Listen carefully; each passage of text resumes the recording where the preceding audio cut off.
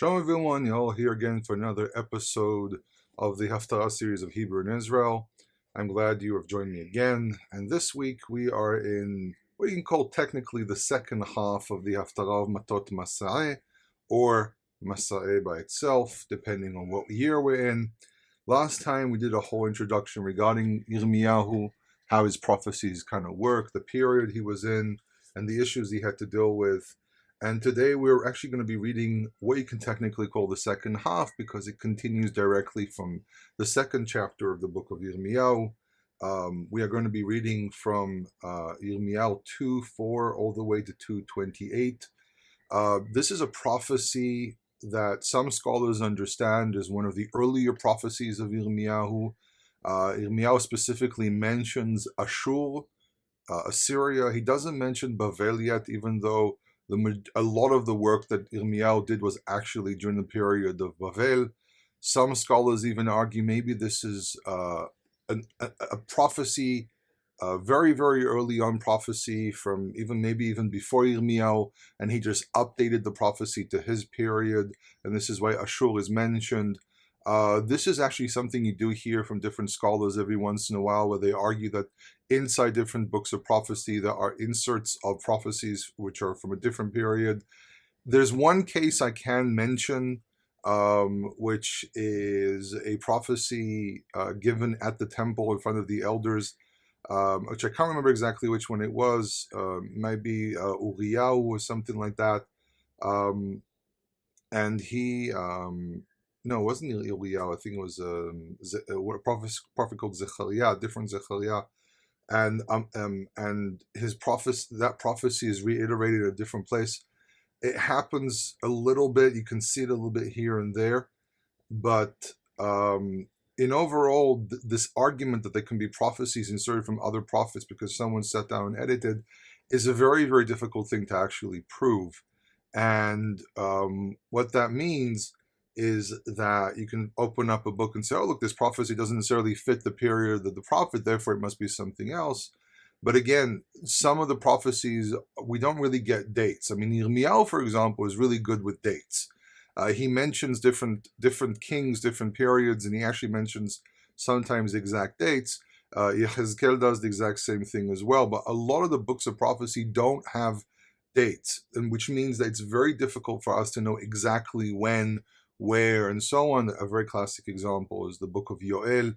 We don't really know when he was, so the argument of when he lived spans from the end of the first temple all the way into the second temple. There are different opinions about this.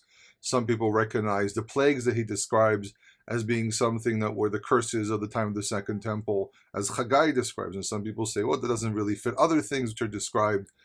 So it's very difficult in some cases to really pinpoint where exactly a prophet when a prophet exactly lived.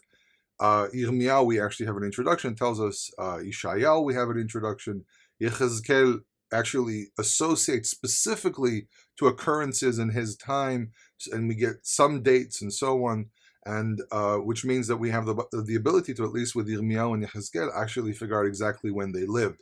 However, on the other hand, Yeshayahu or Isaiah, there's a great difficulty sometimes pinpointing exactly when he prophesied, because, for example, we have sometimes inserts mentioning Bavel, even though Bavel wasn't really anything yet, or wasn't really a threat yet anywhere, not to Assyria. It was only rising at the time, so this is the middle to the end, if it's King Achaz and so on. So 740, 730, 720 BCE, so the second half of the 8th century.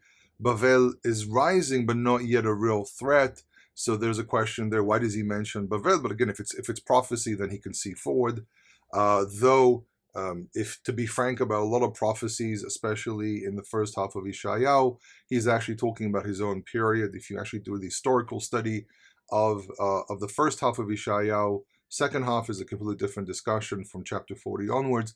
But the first 39 chapters relate to very, very specific historical occurrences, which brings forward a lot of discussion about which prophecies can be discussed about things to the future, which ones are not.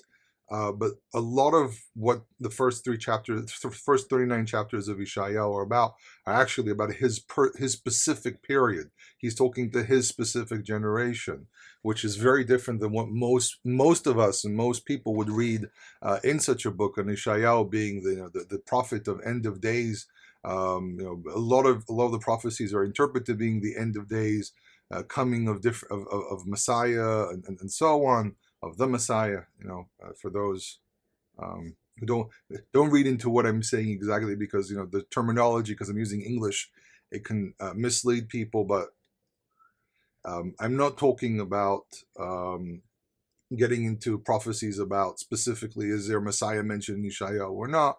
So it's a big discussion. It's a lot more complex than what most people realize, and what we basically have is a difficulty in pinpointing. And we have a little bit of a difficulty like this as well here, because Yirmiyahu mentions Ashur, and some scholars say, okay, this must be prophecies very, very early on, during the times of King Yoshiyahu or Josiah. But as I said in the previous recording, it's quite possible, because there's a bit of a double mentioning of time when Yoshiyahu, when Yirmiyahu actually prophesied, that I actually pointed out that it's quite possible that he was dedicated during the times of King Josiah. That was his first prophecy proper, but he really only became a real prophet later on as an adult, maybe somewhere in his 20s or very, very late teens. We need to understand that people in their teens back then were complete adults. It's not like today where, you go men in their 30s, people in their 20s, men in their 30s still living with their parents, mooching off their parents and stuff like that. Back then, you turn 15, even before that, you start working with your parents much earlier on. This is why it was very, very common up to several decades ago for people to you read, it's quite astonishing. You read stuff in the 1700s, 1800s. You got people who become full-fledged politicians, big-time politicians in their 20s. That today, most politicians, you look at them, most people, if they start in very low government, local government, everything in their 20s.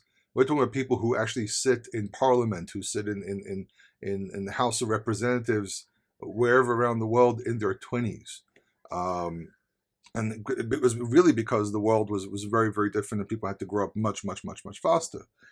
Today, people basically some people take a very long time to mature. Sometimes they're mature at all.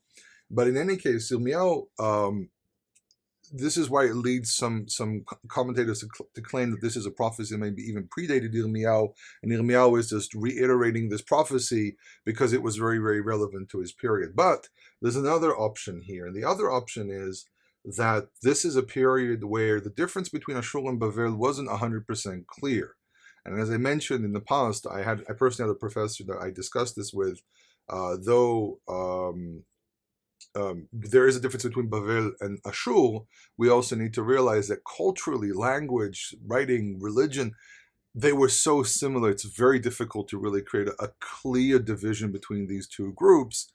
And also, it's very important to point out that Ashur was much more dominant and was a bigger player for a much, much, much longer time than Bavel. Bavel around somewhere around, I think it was like 680, something like that.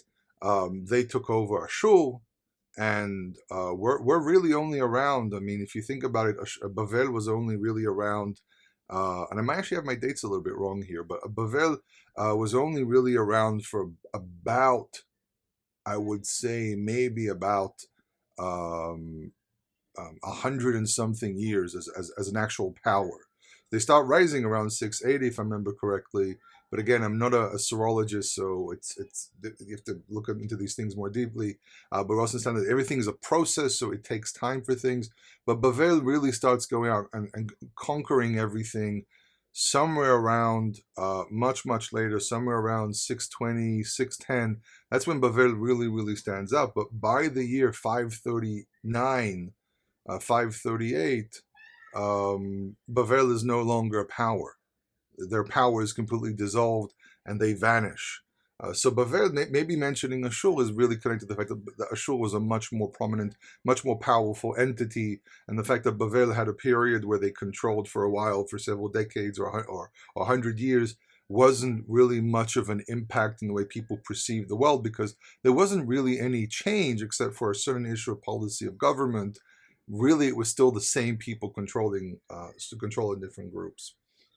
But in any case, the prophecy here, and by the way, trust me, I do plan to make a much more organized recording in regards to understanding the historical background of the Bible. That will be a separate series where I will discuss these types of things with documents and so on. But that will be, unfortunately, a series that I'm not going to put out for free. But there is a plan to do something like this. And God willing, hopefully this will happen in the near future. But in any case, this prophecy is basically an accusation based on rhetorical questions and also pointing out facts. And this is a very interesting thing. I wrote an article a while back about what is exactly emunah. And a lot of people translate the word emunah as just faith, just having faith. And I remember years ago hearing a pastor, I think maybe even, I think it was a Catholic pastor, or maybe pastor is the wrong term for a Catholic, but a priest, a Catholic priest say, I don't need miracles, I just believe. And my response to that is, no, that's actually not how the Bible responds to things. The Bible says you do need miracles because miracles are a physical manifestation of God's promise. When God says, I will be loyal to you, it has to have real, fundamental, physical things that you can prove. And this is what the prophecies work off of. I took you out of Egypt. I did this. I did that. I did this. I did that. This is why a prophet has to prove that he's a prophet. God proves that he is God by doing different actions. So this idea of just believing doesn't really work, because it doesn't work with the principle of evidence, of the idea of showing evidence that something is true. Today, when you really bring people down to the nitty-gritty of things, they say, what have you done for me? How have you helped me? When someone just makes a promise and says, oh, I'll do this, this, this, and that, and they don't really do anything, then you just worked off of plain belief, which really makes you into a fool. But on the other hand, if someone has proven themselves and they have shown that they are loyal to their word, and that's really what the word emunah comes from. It's the idea of also being loyal to be, and the word emunah does appear with the meaning of loyalty by actually performing actions which will prove that the person speaking is a person that's trustworthy. Because today, for example, in modern day politics, people promise, and you really see very, very little. This is why, when you go, first of all, this is why a lot of people don't really go to vote in democracies, because they don't really trust anyone, and rightly so. And you also have, this is why governments, people get replaced all the time, because people don't stand behind their word. Which is really, I would say, it's the really shocking thing about democracies and overall. And in truth, critics of democracy back in the Greek era, like for example, man, I forgot his name. I think I edit this out.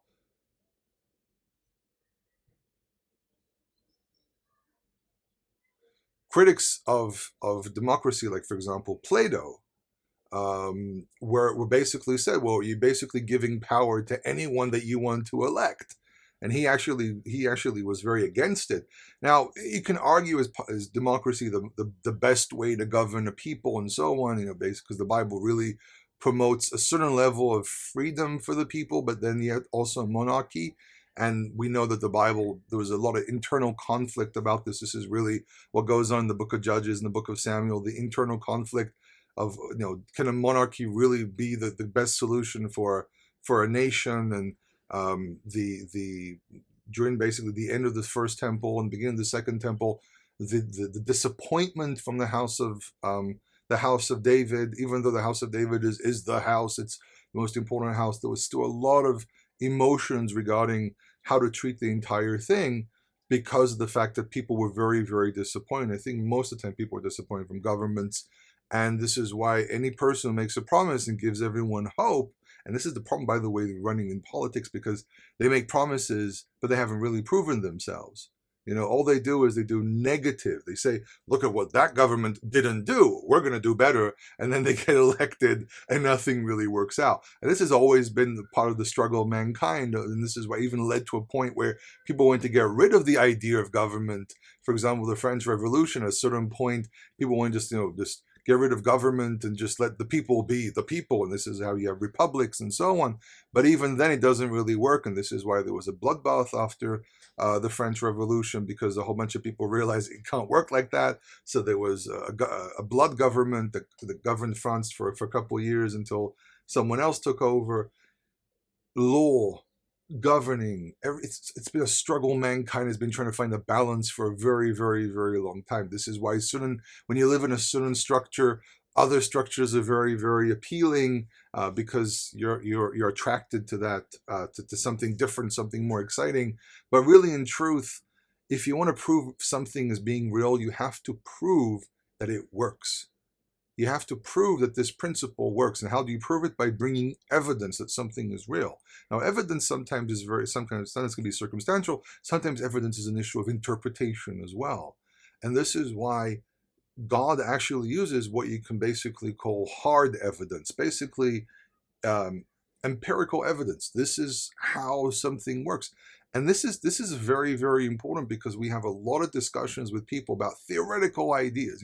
One of the most common things that I have to deal with on a regular basis are people's theoretical interpretation of things in the Bible, people's interpretations of what things mean. Right now, for example, I'm reading a very interesting book about what exactly Israelites believed in, and there's like a very long survey in this book about it's a book by, I think his name is Richard Hess, The Religions of Israel. Very, very interesting book. Was actually recommended by a friend of mine who did a podcast a while back. And,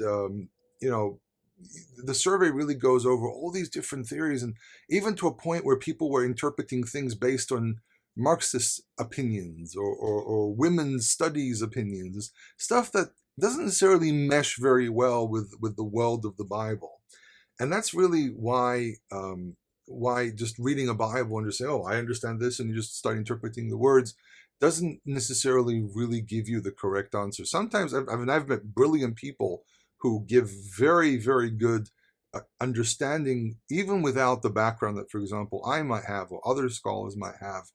They give a really, really good rendition. It's very, very insightful and very useful. But you don't meet too many people like that. I've had many, many cases throughout the years of people who write interpretations, who send me emails asking me, and they give their opinion. They ask me what I think. And I say, well, this is a very interesting idea, and there's some merit to what you're saying, but we need to take into consideration other details. And if it's, for example, something historical, there's some historical details here and everything, and you kind of come to a much better understanding of things. They even had people write angry emails back saying that I am completely misunderstanding because whatever spiritual reason they have, but whatever these spiritual reasons are, which are things you can't really argue with because they're not in the physical world, you have to understand that this material was written with a very, very precise background. And this is really one of the things, and this is the argument presented here of there's a real historical background here. God, quoting, I, the God of Israel, am telling you these things because you know that historically this is what happened. This is not something of interpretation. This is something of fact. And this is really what he's presenting here. So he's presenting the principle of the riv, the legal argument. He presents rhetorical questions of like, is it not like this? If it is not like that, and so on. And then you reach at the end, basically the most basic conclusion of, you made wrong. You have made mistakes. God is saying, I have done the right thing. I have always been right with you. I've always done what's correct with you. I have actually upheld the covenant. You're the ones making the mistake. Now, why do you make that accusation? Why does God make this accusation as well? Because it's human nature to point and say, no, it's not us. What have you done? And God is, even before they even make the argument, God is already saying, I have done. You have not. So if we can now go into the prophecy itself, it says, Shim'u devar Adonai bet Yaakov v'chol mishpachot bet Yisrael. So hear the word of the Lord, the house of Jacob and all the families of the house of Israel. So bet Yaakov, bet Yisrael, basically a synonymous parallel. You actually take Shim'u devar Adonai bet Yaakov, and you can actually transfer the beginning of the verse to the second half. You can also say Shim'u devar Adonai Kol mishpachot bet Yisrael, but the conjunctive vav here basically allows the opening to connect to the second half. It's very, very common synonymous parallel with dragging backwards and forwards of certain words. It says, Ko amar Adonai, thus says the Lord, Ma matzu avotechem bi'avid, what have you answered, or your fathers have found iniquity in me? Ki rachaku ma'alai, for they have distanced themselves from upon me, basically have abandoned me. Ve'ilchu acharei ha'hevel ve'yehbalu, they went after the nothing, and they became nothing. A hevel is the breath of the mouth, which is really a way of saying the nothing. So they have gone after the nothing, they've gone after the breath of the mouth, and they themselves have basically perished with nothing. Velo amru, and they didn't say, this is, he's basically saying, they should have said this. Ayeh Adonai ha'ma'aleh otanu me'eretz Mitzrayim. And they didn't say, where is the Lord which brought us out from the land of Egypt? Hamolich otanu b'midbar, who led us through the wilderness, be'eretz arava v'shuha, in a dry and desolate land, be'eretz tzia v'tzalmavet, in a land of dryness. Tzia is to do with complete dryness, with thirst as well. V'tzalmavet, in shadow of death. Be'eretz lo avar bah ish, in a land which no man has gone through it. V'lo yashav adam sham, no man has dwelt there, or human beings don't dwell there.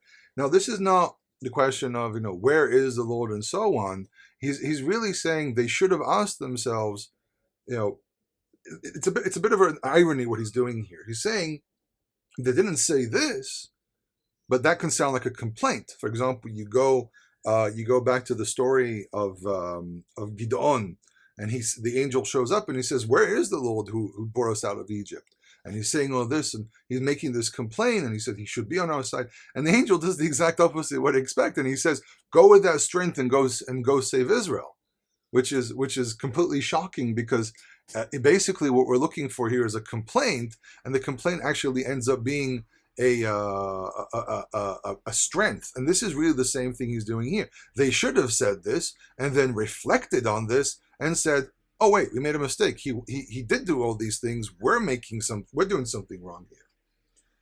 And he says in verse 7, Va'avi etchem el eretz haKarmel, and I brought you to the land of Carmel. Now the word Carmel really means a place with planted trees as a forest and so on. And it's being presented here as a contrast to the dry lands and so on. So it's more about dry versus wet versus green. Le'echol piryah v'tuva, to eat its fruit and its goodness. And goodness is extension of anything the land might create, including, if you understand how animals are perceived as being part of the blessing of the land. So this includes milk and any and eggs and any meat, and anything can come from pasture. Very difficult word to pronounce because it's two T's and then a mem. Tetameu et artzi. Okay? You came and you desecrated my land. So there's an interesting idea. You're saying you're making the land unclean. This is one of the very few places where you see a little bit of Levitical language in the principles of Jeremiah. But Jeremiah, unlike Yechezkel, actually doesn't really talk too much about the temple. He's only really talking about the land, and he's really talking about the people. The temple is really not prominent in Jeremiah's prophecies because of the fact that he probably never really served in the temple. There's this idea that he never really ended up working as one of the temple servants. But he talks about your behaviors made the land unclean. The moment the land becomes unclean, it vomits the people out. So this is one of the very few places where Jeremiah really does hint to the language of Leviticus. V'nachalati samtem leto'eva, and my inheritance you're placed as an abomination. But then he starts pointing out to very specific people, and he's not saying it's just the regular people, it's the leadership like this. And he says, HaKohanim lo amru ayeh Adonai. The priests have not said, where is the Lord? And again, using this slightly, I would say, ironic argument, and maybe I might be wrong about this, but it looks like, they didn't, really what he's saying is they didn't call out to God saying, save us. And those who grab the Torah, basically the ones who presumably the leadership, the elders, the people who are supposed to be the upkeepers of Torah, did not know me. And the shepherds, basically the leaders, have sinned against me. And the prophets prophesied by the name of Baal. This is again a very interesting issue. That there's this, you can see throughout the Tanakh that there's this ongoing competition between the God of Israel, where there's a hardcore group of people fighting to uphold the monotheistic belief of the fathers, versus people who are going with the overall trendy culture surrounding them, which included worshiping Baal. And this is why, for example, when I read books that deal with what do the Israelites believe in, or papers and so on, it's astonishing how they ignore these details, because it doesn't fit to some kind of development scheme that they have, or an evolution of belief where they went from polytheism to Henoism to monotheism eventually, only during the times of the Persians. Instead of pointing out the fact that they believed in mixed faith, they basically believed in different deities at the same time, ignoring the contradiction that believing in these other gods contradicts the monotheistic principle of the Torah. So when you find an inscription mentioning the God of Israel next to the word Asherah, it's because they were mixing things.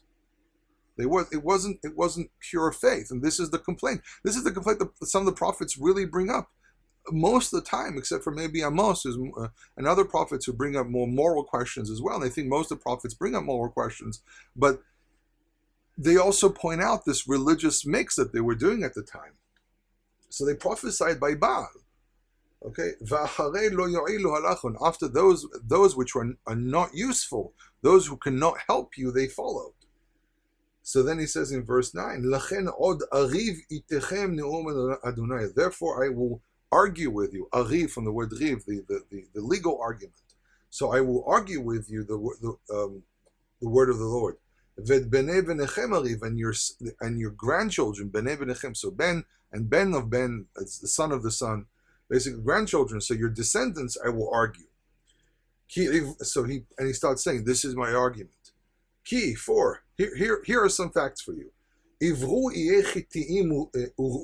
Go past to the isles of the Kittites. So Kittites are either the Greeks. I mean, the Romans were only developing at this time, but some people want to argue that Kittim are the Romans. But this is though Rome started around there were already people living in the area of Rome, but we really are looking at it more about the Greeks, and the Greeks eventually by the 5th century were traveling towards the Rome, and they were already coming in contact with people there. There was the famous expedition to Sicily and the expedition to Rome, to Italy, and it didn't really go very well for the Greeks. But there were already people living in this area. But Chittim or Kittim are probably the Greeks. The Kedar, and go down south to Kedar to the Arabs. So he's basically saying to them, go to the west and go to the south, because the east, they know what's in the east. Shilchu v'itbonenu me'od, send and examine greatly. U'u hen hayta kazod, and see if there was anything like this. What is this thing that may or may have not existed?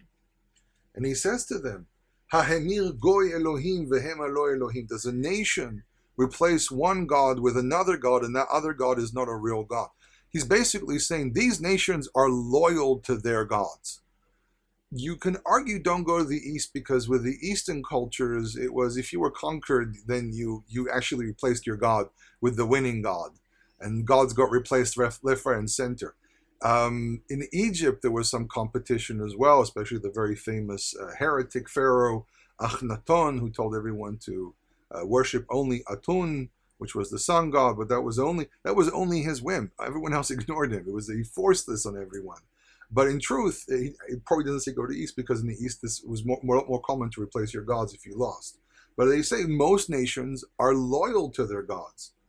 And my people have replaced their honor. They replaced their honor and glory, basically God, the God of Israel, with something which does not help. So he says, Shomu Shamayim Alzot. Shomu Shamayim. To this very day, we use the term Shomu Shamayim. So the word Shmama, from the idea of dryness, of the idea of being desolate, is basically saying, the heavens are quaking because of this. The heavens have gone dry and they're crackling because of this. They've become very stormy and dry. So it's a bit of a mixture here. One term means storm, the other one dry. Maybe there's a whirlpool of wind and clouds and everything, but there's no actual rain.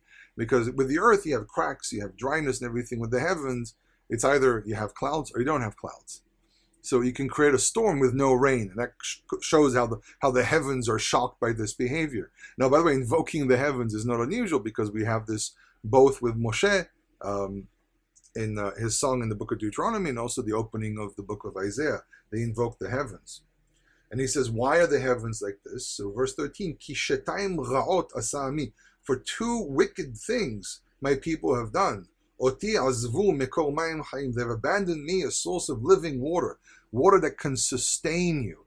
I've always made the argument that mayim chayim, also when it mentions the whole thing with the whole subject of the leper, that he needs to bring mayim chayim to purify himself. So they say, this has to be spring water or water that that moves and so on. This is the common interpretation of rabbinic circles. But this verse actually proves this is water that can sustain life, which means sweet, drinkable water. So they've abandoned a source of sweet, drinkable water that sustains life. Lachtzov lahem borot, to hewn for themselves hole pits, basically what you call a water hole, a water pit. Basically, you dig in, you plaster it, and it fills up with rain, which is something not trustworthy because it depends on rain. A makom mayim chayim, a fountain of water, is something where the water pumps out from the ground, and eventually, if you have a drought, that source of water will dry out. But this is a lot more sustainable than a pit of water, of standing water that can also be contaminated. By the way, the word borot here is spelled with an aleph, which is very interesting because the word bor is usually spelled with a bet vav resh. This is bet aleph resh. So borot also looks like the word be'er. Okay, so the Masorites put out the word borot because it makes more sense. It's something that's not sustainable because a be'er is something that might be connected to a water cistern and so on. So they went with the word borot, but the spelling actually indicates it was be'erot, which means wells. So these are either we're looking at something dialectal, maybe they pronounce the word borot as borot or something different, or that he's saying, yeah, these things can sustain you for a while, but these dry out much, much, much faster. This is still something you have to create, because he's hinting to the idea, you make the statues and you bow down to them, which he mentions later, and you think that's a strength. On the other hand, the spring is something that naturally comes. It's part of the natural order of the world, the same way that God is part of the natural order of the world, and not something man-made. It says, borot nishbarim, broken pits. So here, the word nishbarim, broken, can hint more to the idea of a hewn pit, because you have to plaster, and if the plaster breaks, the water leaks out. Asher lo yachilu mayim, which cannot contain water, which fits more to the idea of being a pit and not a well. And he starts asking more rhetorical questions. Ha'eved Yisrael im yelid bayithu. Is Israel a servant, a slave? Is he one who is born into a house, basically a household-born slave? And the answer is obviously not. So he says, Madua haya levaz. Levaz, why is he now being ridiculed? Alav yishagu chefirim natnu kolam. Upon him, lions, cubs will roar, and they will place their voices. Basically, they're under threat. Vayashitu arzo leshaman. They placed his land to be desolate. Arav nitzetu. There's a kriyative situation here. So nitzetu mibeli yoshev. His cities have been destroyed with no one dwelling in it. Gam b'nei Nof v'Tachpanches. So these are two cities in northern Egypt. Nof is probably Memphis. Tachpanches is a less known city, about 150 kilometers away from there, from Memphis. Yiruch kodkod. So this is some of the statements here are a little bit strange, but Yiruch kodkod will guide you by the head. Maybe It's the idea that used to tie up people who have been defeated and kind of drag them by the neck or by something attached to their head. Maybe this is really what he's saying. So he says, "Ve'ata malach lederech Mitzrayim." And now for you, what is the advantage of you to go down to Egypt? Because we also have the whole subject that Israel, the land of Israel, is stuck between the east and between Asia and Africa, and there's a bridge between them. And there was always a struggle between Egypt and anyone at the north who is going to be in control. So usually if people were a threat from the east, they go down to Egypt. But Egypt was never really an empire. And Egypt never really succeeded. I mean, again, you have to ask an Egyptologist to be more exact, but Egypt historically didn't do very well when it had to go out of its own borders. It did very well to protect its borders, but when it had to go out, venture out, or protect other groups, it didn't do very well. And Egypt has always stayed more or less inside itself. And this mentality continued even into the Hellenistic period, where the Ptolemaic kings basically never really went anywhere. They just stayed where they are and never really waged war against anyone, unless they had to protect their borders. Except for a few cases where they actually did venture out and did do some things. So he says to them, why are you going down to the way of Egypt? Why are you sending emissaries to Egypt? Lishtot me shichol, again, going back to the metaphor of the water, to drink the waters of Shichol, which is apparently one of the branches of the Nile. Umalach lederech Ashur, and why are you going to the path of Ashur? Then sometimes you have to go to Ashur for protection. Lishtot me nahar, to drink the waters of river. Me nahar, really, not the word nahar, or the river, hanahar, is usually the Euphrates. It's a very common, it's like where you go an absolute definite, where you use a term, and everyone knows what that term means. So in many cases, when you just use the term river, it just means the Euphrates.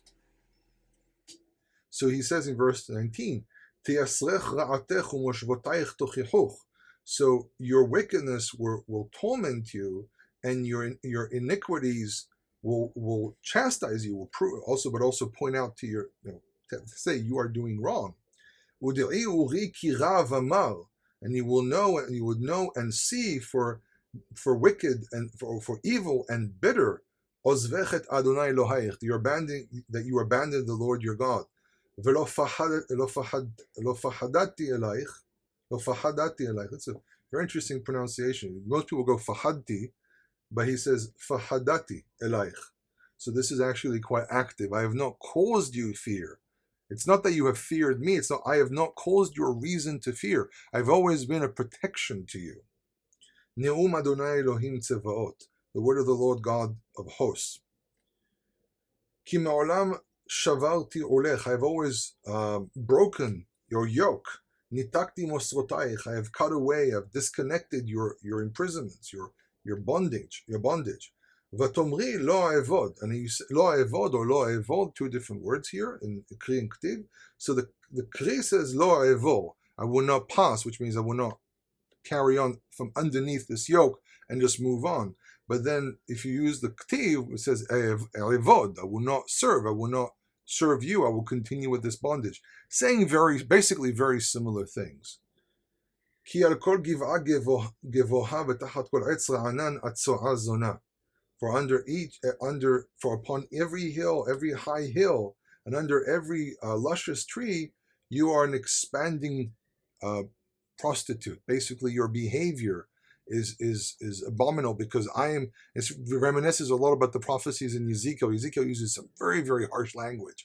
So this still resembles a little bit of Ezekiel. And we have to remember, Yechezkel and Yirmiyahu are living in the same period. It's quite possible that the Yirmiyahu is hinting to the prophecies of Yechezkel as well, assuming that this prophecy is a little bit later, because we are talking about different periods.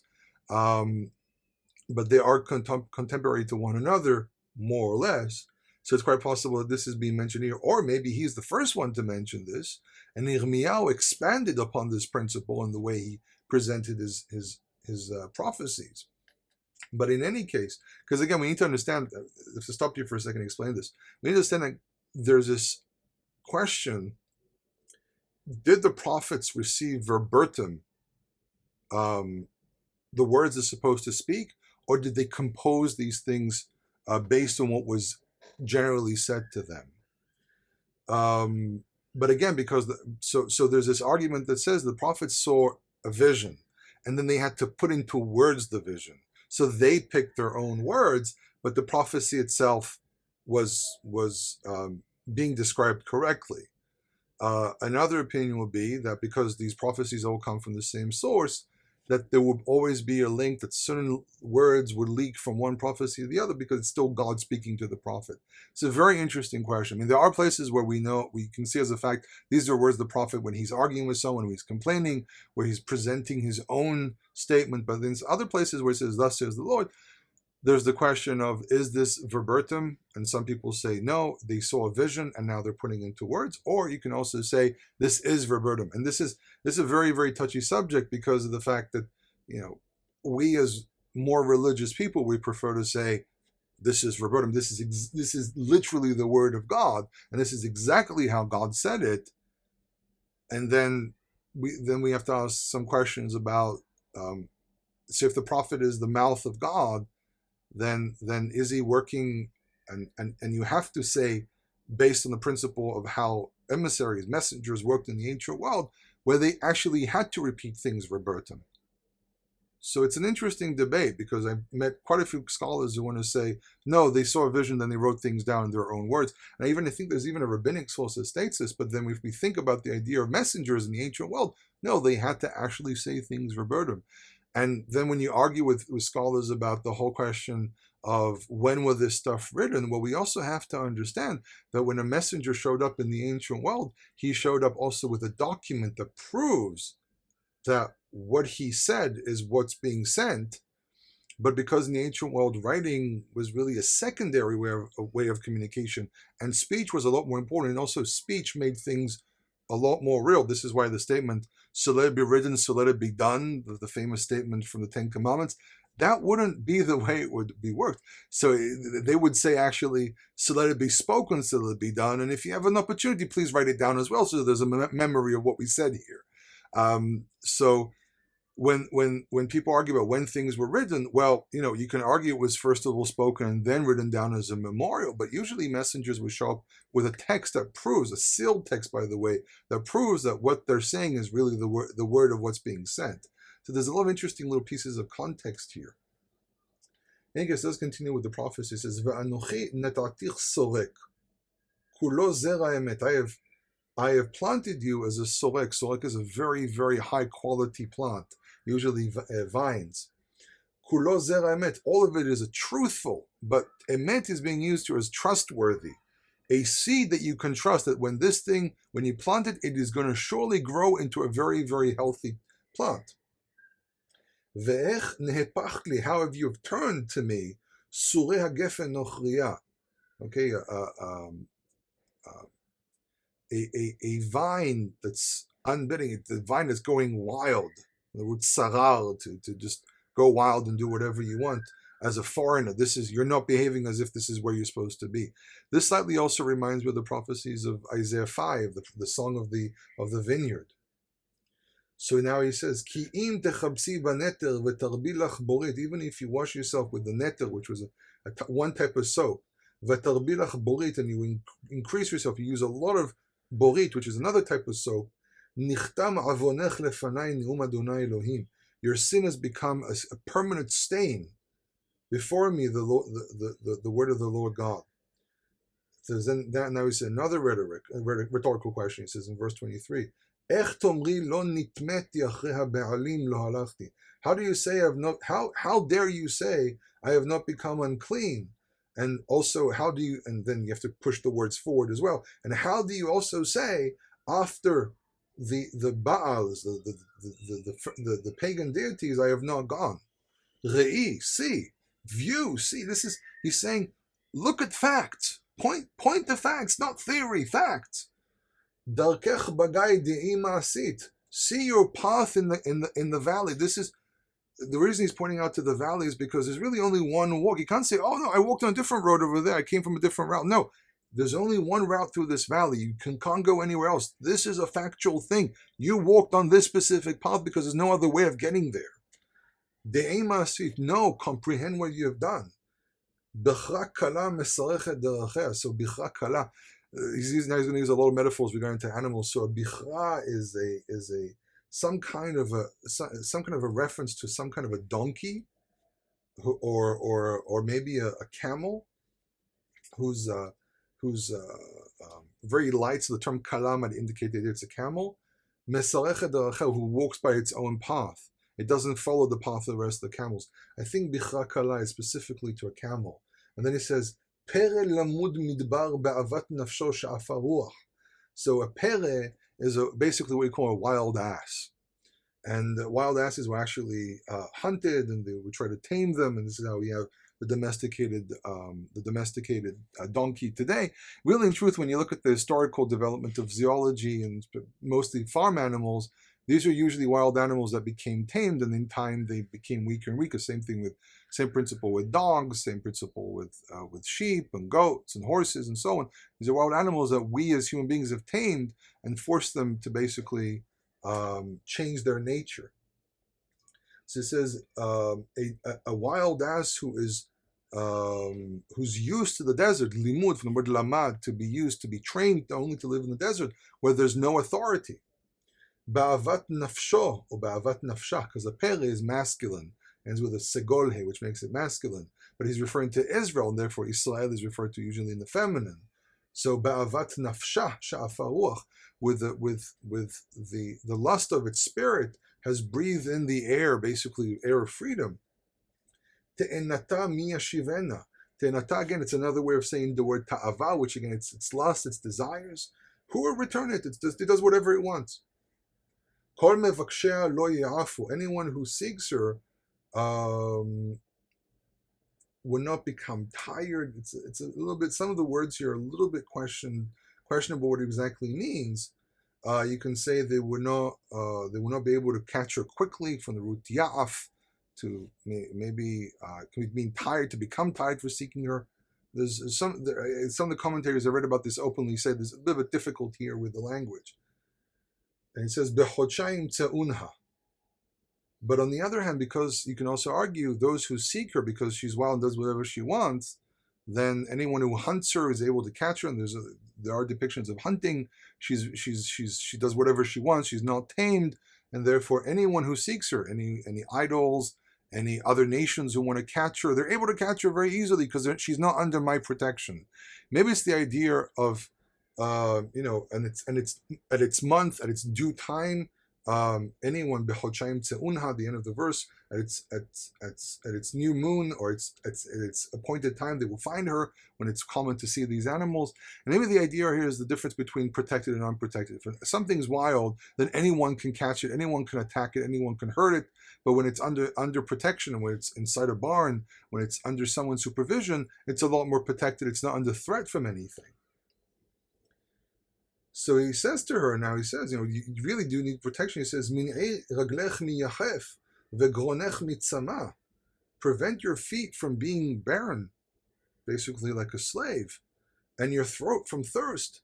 He says, no, I give up. I don't want to. For I love the strangers. I love those who are not my real master, and I go after them. Okay, so he's basically saying you're not willing to receive God's will. And this is really the thing. You can make mistakes, but if your heart's in the right place, like King David, if your heart is in the right place, then those mistakes can be forgiven, or God finds a way to fix them. But here he's talking complete rebellion, not even willing to even listen to anything. It says, Kevoshet ganav ki imatzeh, like the shame upon a thief when he is found. Ken hovishu bet Yisrael, the same way Israel has caused shame.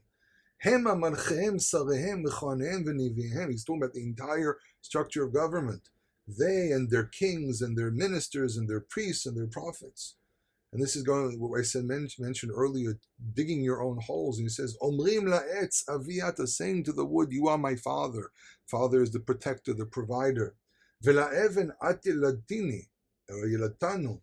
And to the stone, again, because aviyata is a singular, yelatini in the ktiv is singular, but then he switches into ve'la'even ki yelatanu, he goes to the plural. It's a interesting thing, because there really is no reason to go into the plural, because the opening is in single. But in any case, it's very interesting. He says, "To the stone you have given birth to us." Now it's very interesting because if you actually go to the Israel Museum, if you go through the correct order of starting from prehistory into history, there it used to be very, very common. First of all, statues of fertility were very, very common in the ancient world. But what's interesting is they actually find these stones which have very simple carvings on them, but they specifically have a marking of them being female, and they're in stone. So he might be referencing to something that's actually real. That it wasn't just, statues made of wood, statues made of stone, and he's just randomly skipping from one type to the other. It could be that for the simplest fertility worship, because fertility was one of the number one things in the ancient world. Even today, people just making sure I have enough money, enough food, and a place to live, and people chasing the money all the time. That's basically fertility worship. Capitalism is a wonderful thing, but when capitalism goes wild, where people the only thing they're doing is trying to get money, it really starts borderlining with fertility worship, because you're always trying to find success in wealth and money. So, and there's nothing wrong with capitalism. There's nothing wrong with money. It's when it goes wild to a point where the only thing people think about is money, it really becomes the worship of money. And but it's interesting. He points out stone because historically speaking, there were many fertility symbols, the female fertility symbols giving birth here, which are specifically feminine. So he continues, he says, Kifanui elai oref velo fanim, for they turn their necks to me, they basically turn their backs to me, and they don't turn their faces to face me, to be in touch with me, to serve me as their God. But when there's evil coming upon them, when they're in a bad state, they yell out and say, "Come and save us." Basically, this only works. We only really need God when we need something. Well, the rest of the time we'll just do whatever we want. And he says in irony, he says, "Ve'ayeh Elohecha asher asita lach," and where is the God which you have made for yourself? Again, going back to the principle of evidence. Where is your evidence? You call out to these foreign gods and they do absolutely nothing. Yakumu, they will arise im yoshi'ucha, if they actually have the ability to save you. Be'et ra'atecha, when evil comes upon you, when you're in a dire state. Ki mispar arecha yu Elohecha Yisrael. And he points out to the greatest absurdity. He says, as the number, and then this is obviously hyperbole, but it still makes a point. It says, for the number of your cities where your gods is, where it says you have so many gods and none of them can help you. None of them can help. They are nothing. And he points us, you only really need one God. You don't have to turn to one God to save you. But no, you are doing this and making that and making that God and everything. And you've lost the principle of faith. Faith based on fact. Faith based on the fact that I saved you, that I brought you out of Egypt, I've been your protector so far. And now you've abandoned and you've just gone to popular culture and you're running in and you're pouring your money in all these different gods and all these different people saying, we're serving this God who's going to protect you and give you this and give you that. And you're serving them and you're sacrificing to them and you're putting your tithe there and you're doing whatever, and then nothing. And God says, I have proven myself so many times to you. How many times do I need to prove myself again? And God is basically saying, I don't need to anymore because I already proved myself in the past. I've shown how loyal I am. You're the ones not being loyal. And God is basically, he's presenting an argument here based on on real evidence and not on people's theory and promises and man's promise and so on. Now, the Haftarah actually ends. There are two traditions of how it ends. The Ashkenazim and the Yemenites end with chapter 3, verse 4. So 3 verse 4 says, let me go there. 3 verse 4 says, so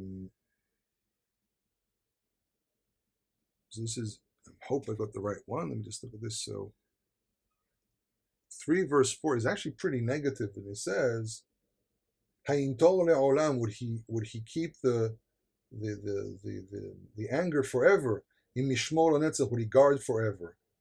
הנה דיברת ותעשי הרעות ותאכל.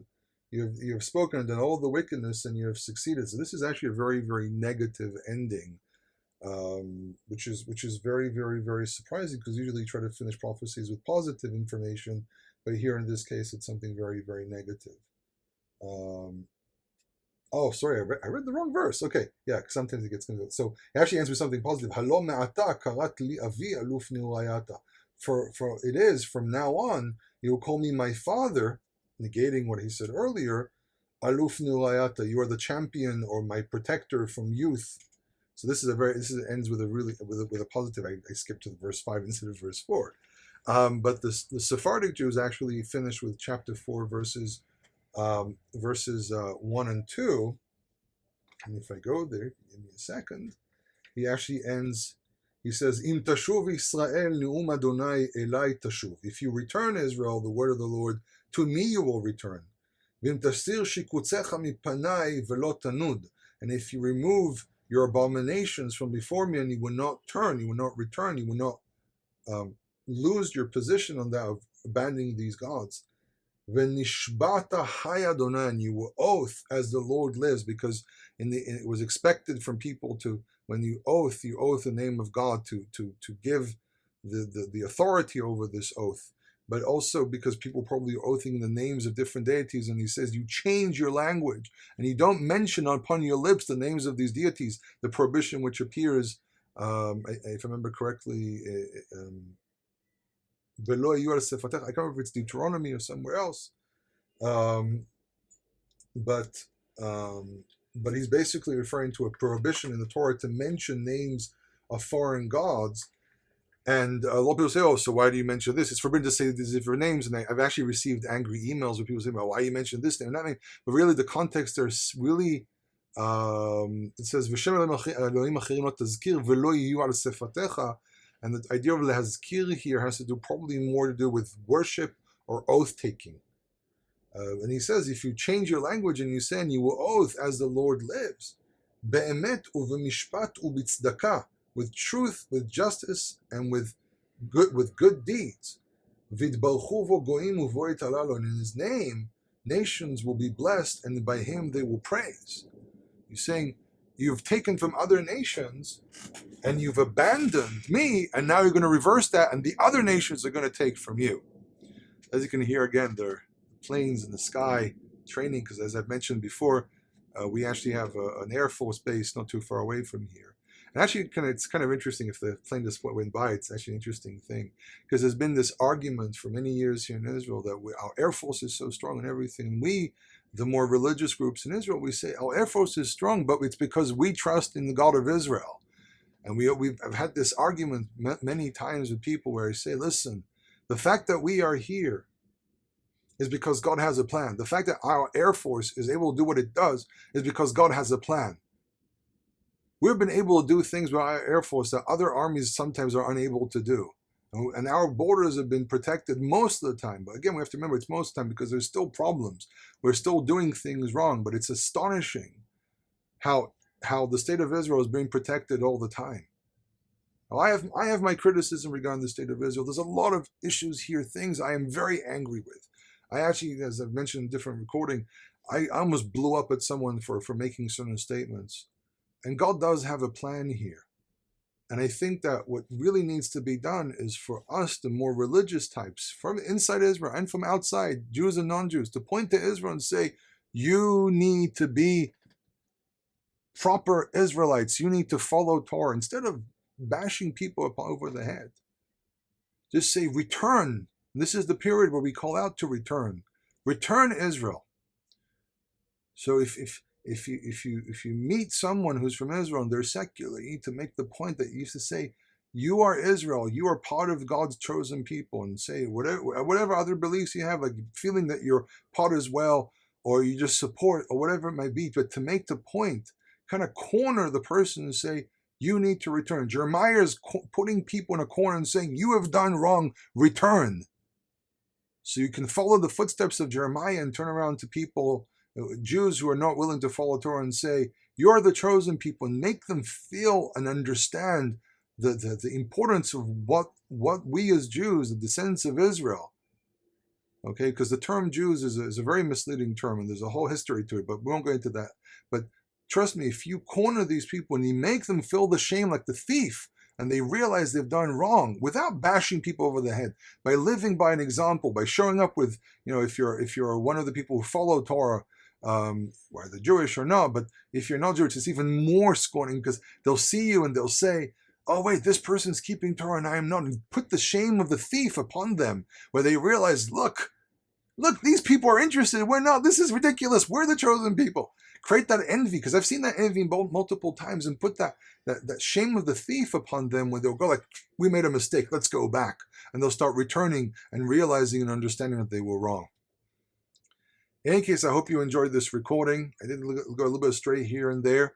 But in any case, I hope you enjoyed these recordings. There's one more. There's a third recording of the de-Pur'anuta, of the bad prophecies, and then we go into the 7 prophecies of promise, of good. Actually, one of them is my bar mitzvah reading, so that one's going to be a very interesting one, and I might even recite it with the cantillations just for fun. But in any case, I hope you enjoyed this recording. If these recordings have blessed you, please consider supporting by going to PayPal. You can actually click the donation button on the website, HebrewInIsrael.net. You can also go to Hebrew in Israel on Facebook. And if you want to communicate with me, you can go to HebrewInIsrael@gmail.com and send me an email. Thank you. Kol Tov.